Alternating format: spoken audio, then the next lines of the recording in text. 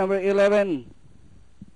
Ready to race, and the race is on. Delgado from the outside. Boss Pogi had Gossip, and under further outside, moving up is Boogie Wonderland, Glass Cockpit, Unchanging Warrior.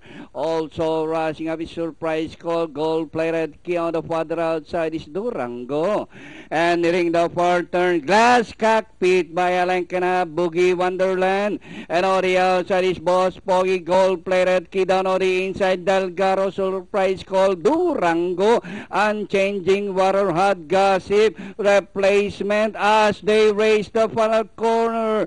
Glass Cockpit, Boogie Wonderland is running down on the inside. Durango is on the further outside. Gold Plated Key and Delgado both. Pogi Guided Missile and Changing Warrior, but Glass Cockpit this time by about 2. Durango is on the outside, and finally, Glass Cockpit.